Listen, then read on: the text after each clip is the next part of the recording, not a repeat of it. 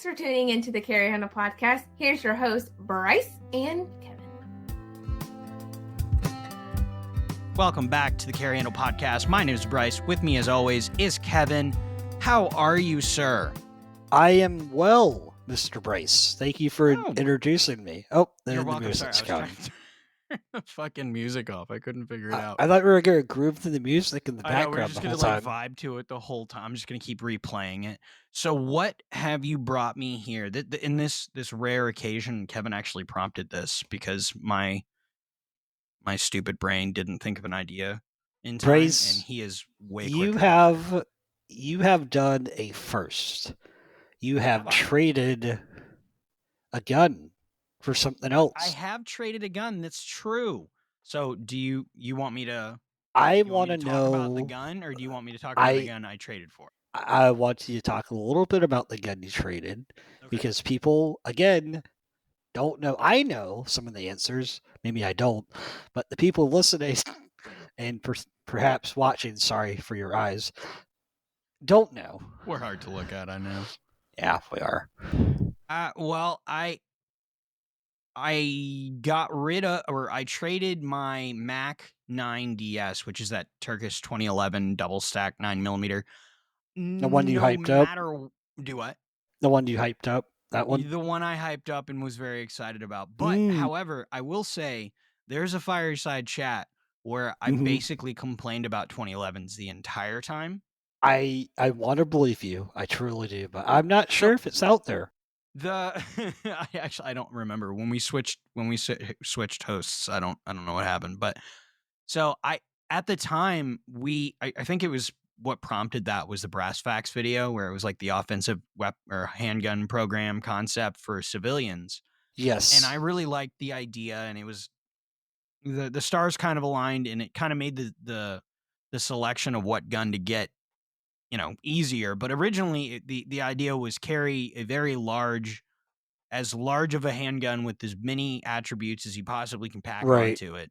Give you the best chance possible. Yeah. Yeah. So instead of a PDW, having a PDW in your pants, like obviously like being very capable. So I was really hot for that idea. A lot of bullets, theoretically easy to shoot, if the gun worked, which I guess we can speed to that part. The gun didn't fucking work. So it was kind of a waste of time. I just kept dumping money into this thing. Like, even out of the box, normally I like tinkering. You do. And I don't. That's true. I enjoy that quite a bit. I like changing things and not necessarily making my own, but I like understanding how they work and wrenching on them. And no matter, there's one thing when you get a gun, shoot it, and then you're like, okay, well, I don't like this, and I'd like a different outcome, or I think I have a different, idea or vision for what it's going to be. It's a tool, so we have a wrench for a certain bolt, right? So it's, you kind of set it up that way, right? So, and but out of the box, this gun was a non-starter. I couldn't shoot it out of the box. The trigger's too fucking long. I remember you calling me and being like, "Oh my god, I'm wrenching on this thing immediately." I mean, I have done that though, so I can't say I think my operator I did. I think it got to my house. But for functionality purposes, not just because you want the wrench on it? No. This is the first time I've ever had to modify a gun to actually be able to shoot it. Now, granted, I probably could have cocked the gun in my hand and kind of gotten on it, but it was so long, it wasn't, it would not have been a fun time. Right. So, I mean, I had a vision for this. So knowing that going into this, I ripped this gun apart. I knew I've worked with 1911s and stuff like that before. So I had a rough idea. I like flat triggers. I like a certain kind of thumb safety, and I like a certain kind of magazine well. So I had a basic understanding. I knew I wanted an SRO. I knew what plate I wanted. I built this out in my head to basically get as much functionality and as much experience out of it as possible to walk me into a different world. In this world, it would be like a 2011 or one of those things. It'd be another little mini hobby, kind of like, I think I've talked about that before, where like guns is really cool because it's like a bunch of mini hobbies inside, It is, yeah. It's like little miniature journeys. Ironically, I traded this hobby for another one, so we'll get to that in a minute. But basically getting into this, I had a very clear vision. I didn't necessarily want it to carry. Actually, I was pretty open about not wanting to carry that gun, I think, which is the only I- handgun I believe you I think were. I've ever said that. I think I asked that, and you're just like, Yeah. nope, not going to carry this. I'm like, wow, that's So this, surprising. I was kind of saying that the stars kind of aligned for this, but this is one of the few guns, I would say almost the only gun, with the exception of the one that I trade for, which again, we'll get to. I didn't buy any infrastructure with the exception of the parts. I didn't buy magazines I didn't buy magazines. I didn't buy holsters, pouches, anything for it. I was so kind of, I kind of knew I wasn't going to like the gun. So I kind of feel like I dipped the toe, but I don't know. Either way, I tried my best. I did what I could, and I really think I put a fair shake into it. It believe you turned did. into, Yeah. I was never gonna get what I wanted out of that gun. So Yeah. in talking to Kevin and my beautiful wife, they were both like, "Hey, that gun that you're not using, maybe trade it, maybe Yeah. switch it for something you're gonna enjoy, which is a bolt action rifle." I've Yay. been alluding. Okay, hey, this is better. Last time we did this recording, it took 9 minutes to get me to say bolt action. Are you? Oh yeah, we're at the 7-minute mark. Yeah, and we're you've at already said 7:42. So yeah, I traded it for first time, popped my cherry, traded a rifle, or traded for this rifle. It was a 18-inch Bergara B14. I don't remember. I don't think it's a Ridge, but either way, it's one of the base level models. It was the only model I could find either locally Right. or I don't even know if they actually made it, but Is it was that the 18-inch. So this like is I was Spanish, right? yeah. Bergara is made in Spain. It's a Remington 700 clone. Yeah, and they use 6.5 metric Creedmoor. screws, don't they? Don't they use metric screws? Oh yeah. So after I filled out the 4473, taking this thing home, I get to Academy because I'm like, oh, I have a scope I can use at home. Why I not? get to so I get there, I'm in the aisle, I'm looking at all the bases. I'm like, whatever. Pull it up on my phone. It says, oh, compatible Remington 700 short action. I'm like, oh, sweet. There's Nice. one 20 MOA base from Leupold. Grab that, run Love it. home. Okay. Get upstairs. Yep. Base lines up. I'm like, all right, Okay, this is cool. sweet. Break out Love the it. screws. Yeah.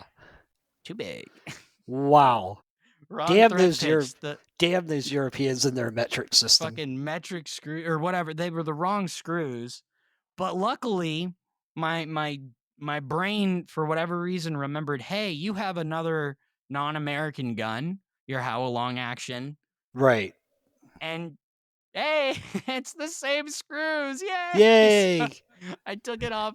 I took all the screws out of that. They weren't zeroed, so I didn't feel too bad. But Yeah. I took them off, put it on the Bergara, and now I have a rifle. I don't really know what I'm going to be doing with it. I've been trying to figure out chassis and talking about what this is as a tool. I don't know what that looks like right now. I don't know what this is going to fulfill. I like the idea of a folding bolt action precision rifle, mostly because I don't know, like kind of alluding before or mentioning before, I'm trying to get into a new hobby. So this hobby, I mean, it's completely foreign to me. I don't know really much past getting black eyes with Magnum bolt actions when I'm 6 years old. Ooh, tell us about that. Tell us about your experience with bolt same actions. Remington, that 7 Remag that gave me, or that I pirated screws off of. Right. Actually, I want to say, I think one of the first rifles I ever shot, and that actual scope that's on that rifle is what clocked me in the eye. Because I was shooting a 243 for Lord knows however long. I mean, it was my uncle's, right? So that would have been, that probably would have been the second one. So and 243 is not terrible. It's just a 6 mil. I mean, they're not. Yeah. It's nothing crazy. I mean, they're pretty soft. So I mean, they're good guns too. So we could talk about that later. Bolt action 6 mils. Oh yeah, next podcast. Some other time. But yeah. So I mean, ironically, I grew up shooting 6 mil, and now I'm going back to it. That's cool. Yeah. Full circle. Yeah, I got off topic again. I'm sorry. What was I talking about? You were talking about getting a black eye from the Howard. Yes. And how So you were going from a 243 to and then my dad was thought, hey, I think we were, I want to say we were trying to shoot coyotes. We were out, so on my property out, or not my property, but family Out property out west. Midwest, yeah. Yeah, out west. Oh, So west, yeah. yeah, we have some property and a family ranch, and at the time, Out west. out west. At the time, they would kill our cattle or the cattle that we had on our land. I don't really remember. And we would drag these dead cattle down by the gorge.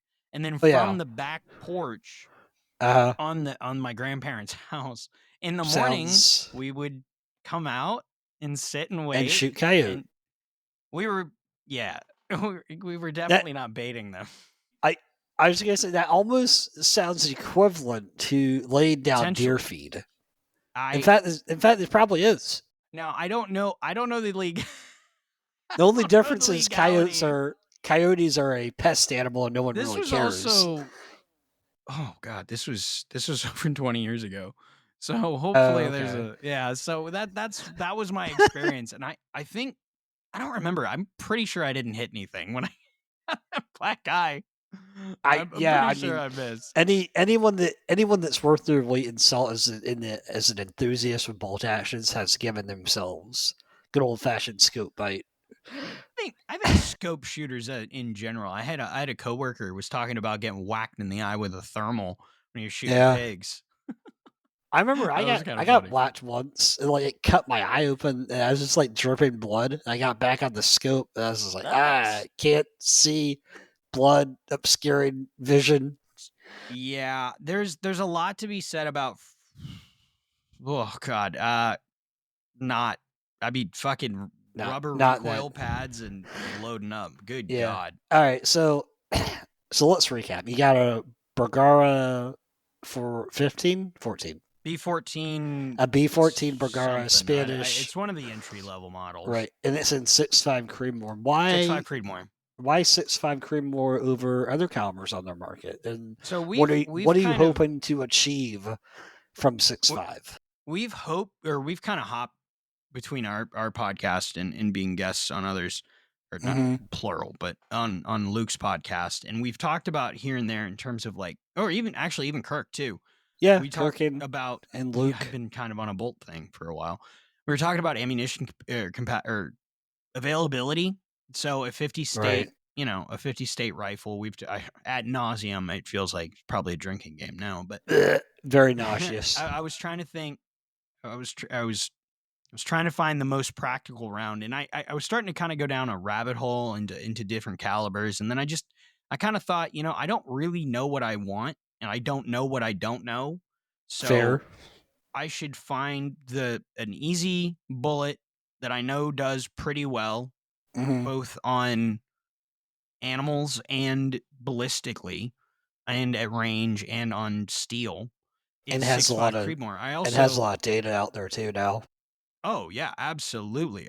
There's a fair bit of data on 6.5 Creedmoor. I recently, I think I talked about this earlier, or not this episode, but listening to the Hornady podcast, and they were talking about guides in Mongolia having 6.5 Creedmoor guns. Really? So when we talk about a prolific round, I mean, in terms of precision rounds. Right. Yeah, I mean, that's pretty impressive. So would you say it kind of checks all the boxes for you? Availability, accuracy, it is going to be, I would say 300 or 308's probably the best scout rifle if you're just trying to stuff ammo into a gun and you want to be able to go to buttfuck nowhere and go to Walmart and pick up rounds at soft tip, whatever the hell, the shitty Winchester hunting ammo. That's Wally World for y'all in the yeah, because that whitetail, was it whitetail? It's like that really crappy, well, not crappy, but I mean, it doesn't. I haven't had good luck with it in semi-automatics. I don't know. So they sell normal 308 at my Walmart, but then again, I also live in the inner city. So what I'm talking about is Walmart's. I've tried to go out of my way in places that, if I'm traveling or something, I'll go to the Walmart and check the ammunition availability, just because this project, I mean, Lord, we've been talking about this forever. We have. So, I mean, that's kind of, I've been slowly kind of keeping mental note of what ammunition availability is, and it's 308 and 6.5 5 Creedmoor. Creedmoor. Okay. Yeah. So I mean, 6.5 Creedmoor is a lot more wind blind, so it works with a newer shooter a little bit better. Okay. And there's a very good ammunition availability, or there is very good ammunition availability. It's a short action. It takes the same magazines as 308, so Love it. if I want to rebarrel something, the bolt everything is the same with the exception of the barrel, which is 6.5 pretty cool. 6.5 Creedmoor is our FUD as 308 used to be. I mean, especially with PRS shooting, I mean, guys are on to like 6 Dasher, 6 GT, 6 Creed, 223 AI. I mean, there's a bunch of other calibers that people are Right. really into. This is barely just getting your toe wet. This Yeah. is just the Not 6.5 it's kind of a turnkey, like a really quick way of getting in. yeah, not to get too far off topic, but I feel like the real civilian like shooter, like professional shooters, they kind of drive caliber and cartridge design, and it's kind of interesting. So there is precedent for that. The Mark 262. I mean, I think we recorded a episode that never got released, but we were in that we had done a lot of research into the Mark 262, the 77 grain round that's very prolific with the Mark 12. And Kevin's holding up a box of it. We have some of it in the military style packaging, but so because we're cool the like that. Army marksmanship unit actually drove I think drove a lot of the aspects of that round.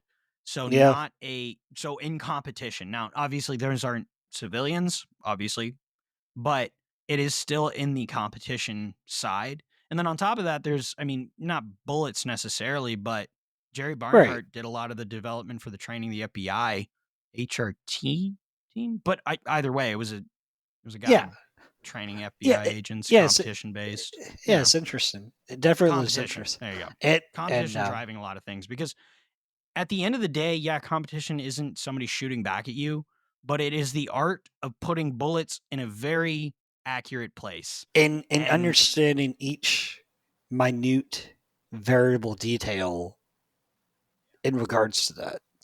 Yeah, absolutely. Because you can. And, and then that's why I've been trying to find parallels in the hunting world. I'm not a hunter at all. I don't pretend to be one. I'm not one. Same. The hunting I've done is very limited varmint hunting. That's just because pests are pests. I mean, that's just kind of a fact of life. But and that's not hunting. That's pest control. That's right. That's not the same thing. But I found a lot of interesting parallels in the personal defense world in terms of ballistically what to look for in hunting, because big four-legged animals behave similarly ballistically to two-legged animals. So who sometimes can be on 4 legs. If they really like you, it might be. If they really, oh god. So it's an unfortunate parallel, but I mean it's shooting a mammal, right? So I mean there is a fine line between an accuracy driven bullet and a hunting bullet.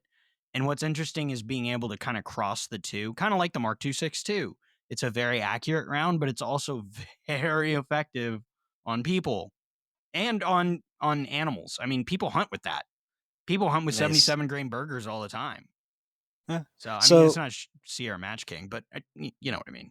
Right. So with all that being said, what is your first option setup that you're looking for this Bergara?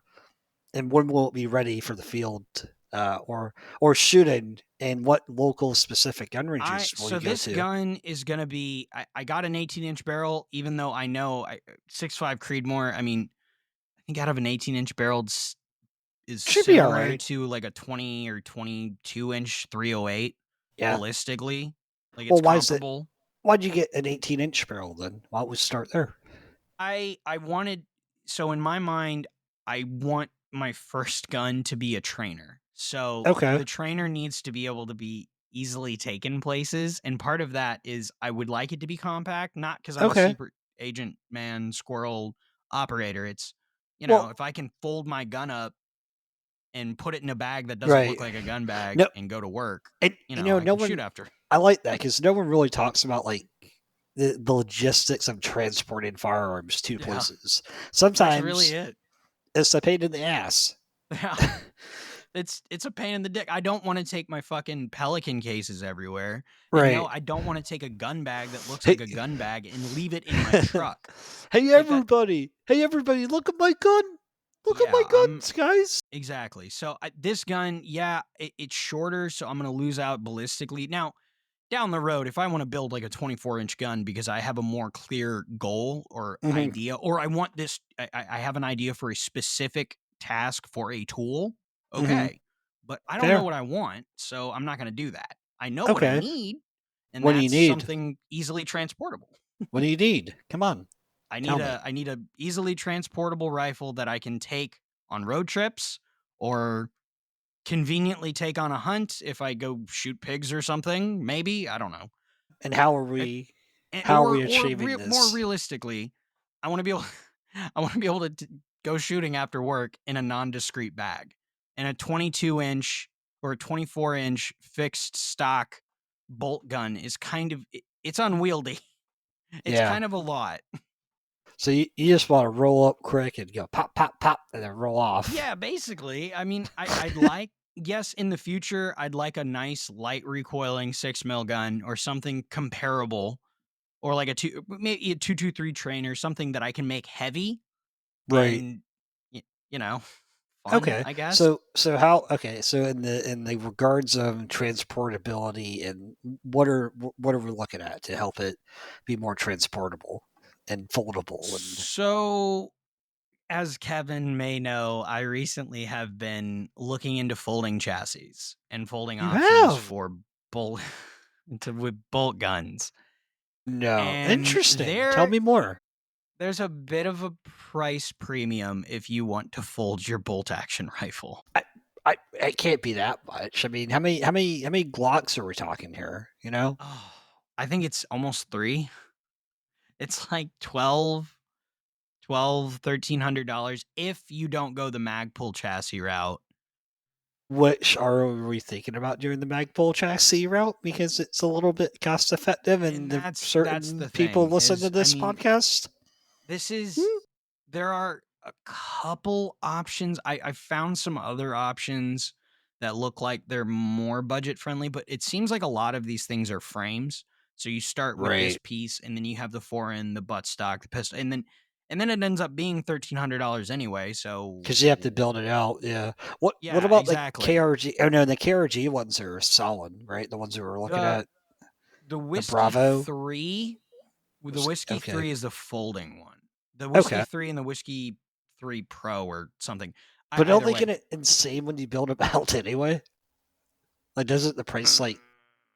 I think it's closer to like 15 if you do all the crazy stuff on it. But all I want is the enclosed handguard and the folding chassis, so it'd probably be closer to 13, I assume. Now, with that being said, I'm super, super down with hunting eBay, which I am. Hunting eBay for a used one, or Sniper's Hide, or whatever the hell it's called, or like tax swap and stuff. So I mean, if I can buy one secondhand, I'm not. Oh yeah, the multi-facets of the internet. Maybe you can trade again.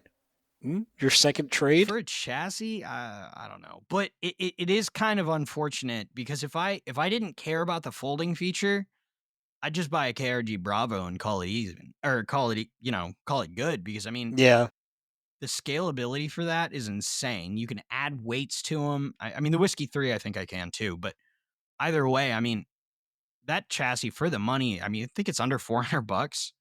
I mean, crazy value.